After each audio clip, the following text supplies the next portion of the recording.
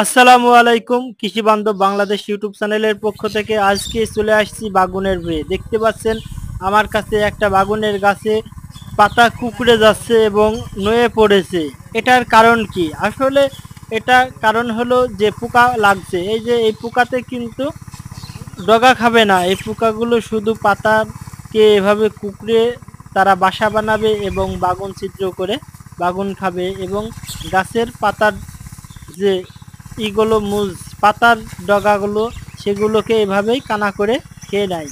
দ্বিতীয়ত দেখাচ্ছি এই বাগুনের গাছটা ভাইরাস লাগছে, পাশেরটায় দেখতেন কিছুটা ভাইরাস লাগার লক্ষণ দেখাচ্ছি। এবং আজকে আমরা মাঠ পরিদর্শন করতে এসেছিলাম এবং সার এবং পানি সেচ দিচ্ছি বাগুনের গাছে, তাই আপনাদের সাথে ভিডিওটা শেয়ার করলাম। দেখতে পাচ্ছেন এভাবেই কিন্তু পোকাতে আক্রমণ করবে বাগুনের। তাই আপনারা রোগবালাই প্রতিরোধ করতে হলে আপনাদের জমিকে কিন্তু আগাছা মুক্ত রাখতে হবে পানি দিয়ে এবং সময় মতো কীটনাশক ব্যবহার করতে হবে।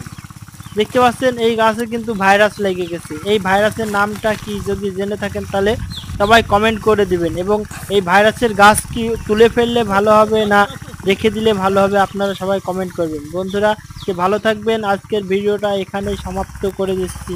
আল্লাহ হাফিজ। পরবর্তী নতুন ভিডিও থাকবে ইনশাআল্লাহ।